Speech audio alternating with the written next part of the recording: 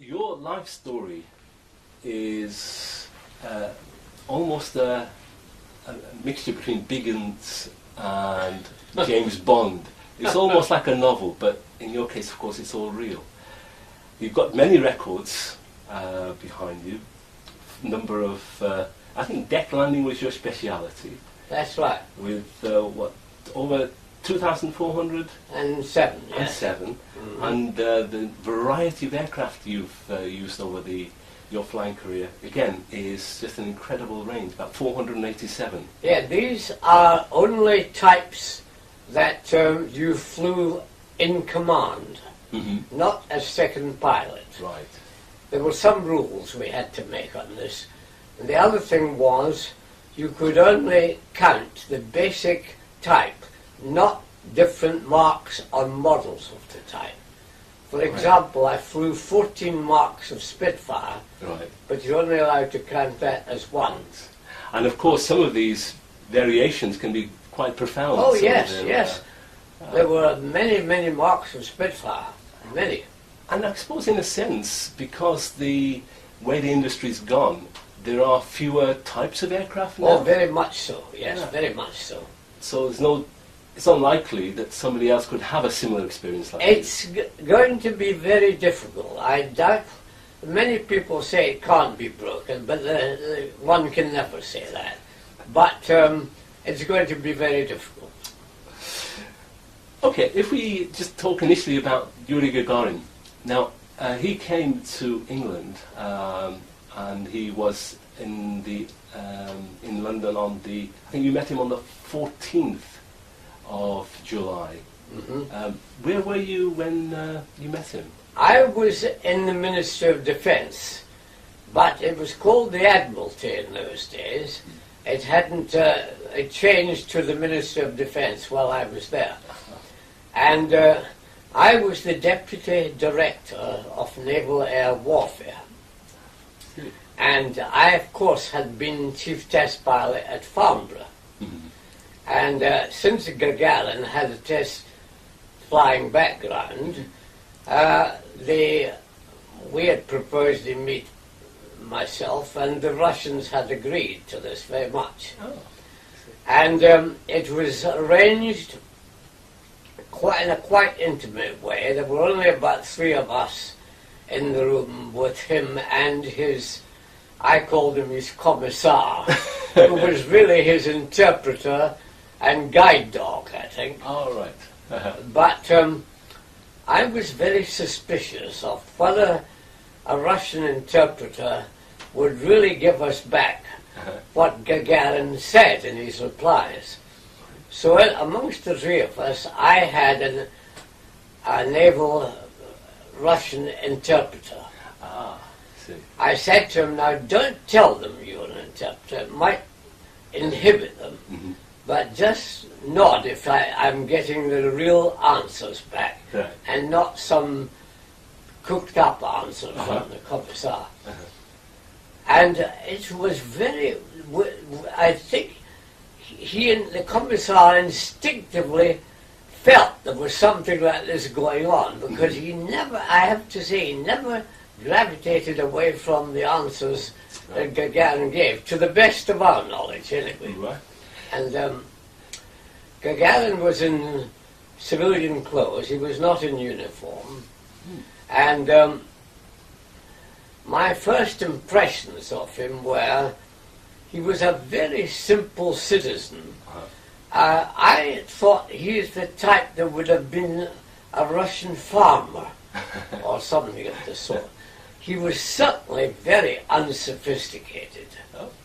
And he was stockily built and quite like me, quite small, and except he was a bigger, stockier build, and altogether I found him a rather delightful person, actually. Yes. What sort of things did you well, exchange in your conversation? we had worked it out. We were given 20 minutes to talk to him. So we worked out, by the time we talked, got the interpretation back and whatnot, we would have time for 9 or 10 questions. And we pre-prepared the questions, and I kept a record of them then, and I have the record with me now. It's not the original, because the original has got weary with time, but I've been able to interpret it all right. So I know exactly what I asked him and what exactly he replied. Oh, really? And so I'll use these if I may. Would you like me to tell you what I asked him? Yes. Right. Yes. Well, here is the list, but I'll tell you, the first one I asked him was what was his main impression during this flight. And he said it was the beauty of the universe, and in particular that of he said, our world, as he saw it from the spaceship. So then I carried on and said, well now, what were your main sensations during this flight? And he said, well, it was one initially of tremendous noise and acceleration on the liftoff. And he said this was all very shattering, but suddenly it all went, as we went into orbit, it changed to quite serene peace. And he said, peace and quiet in orbit, and also with a little sensation of speed. He said, I just felt I was sitting there drifting round. Except he said you realized you were going fast by the fact that the Earth and etc. was moving away from you. Then I got down to the piloting side. And I said, were you concerned for your safety? And he said, no, because he said, a test pilot knows how to cope with fear. And he said, but I must confess that I felt a little trepidation about the re-entry and the landing. He said, I wasn't frightened, but I was concerned. I knew things, if anything would go wrong, it would go wrong in that phase. And I said, well, had you much to do on the flight? And he said, no. He said, not compared to a standard aircraft test pilot. He said, I was a passenger for much of the time. And I said to him, would you sooner be an astronaut or an aircraft test pilot? I didn't think I'd get the right answer from the commissar, but apparently I did, because Yuri said I'd by far sooner be a test pilot, because he said then I feel I've greater control over my fate.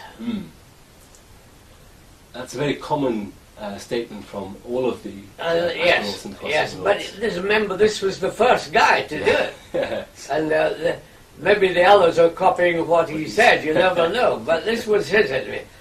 And I said, all right, would you like to return to test flying? And he said, I sincerely hope I'll be allowed to do so. Again, I was wondering if the commissar would allow him to say that, but apparently he did. And then, I returned a bit to a sensation. I asked him what sight during his flight what sight on our planet, on the Earth, impressed him most. Was it things like the Great Wall of China or the Grand Canyon, something like this, which are very obvious from outer space? And he said, no, it was neither of these. What impressed me was the huge size of Mother Russia. You apparently hadn't appreciated it was quite as large as it appeared from space. And it's interesting because you can't always tell where the boundaries are, and therefore Exactly. how he knew how big it was. Exactly. I think he may have been briefed into this. You never know. Yeah. But that's what he actually said. And I said, then we continued on. I said, did you have any problem with either re-entry or the bailout? And he said, the bailout and the landing procedure. And he said, no, I didn't, but he said the heat on re-entry didn't frighten me, but I was very conscious of it, very conscious of it. And he said, I was very grateful after, you see, they had to come down so far, then bail out of the spacecraft and land by parachute. Did he actually say that to you, that Yes. he did bail out? Yeah. Because everywhere else he went, he...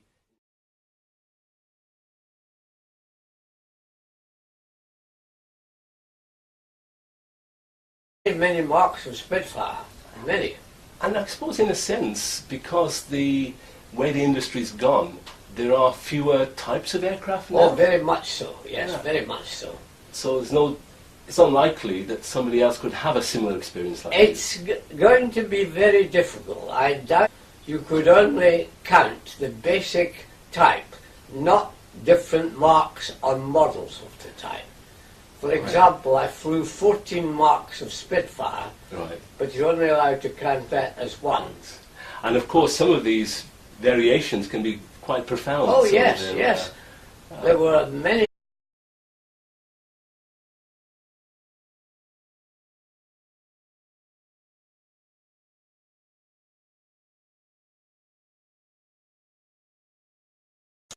Your life story is almost a mixture between big and variety of aircraft you've used over your flying career. Again, is just an incredible range, about 487. Yeah, these are only types that you flew in command, not as second pilot. Right. There were some rules we had to make on this. And the other thing was... And James Bond. It's almost like a novel, but in your case, of course, it's all real.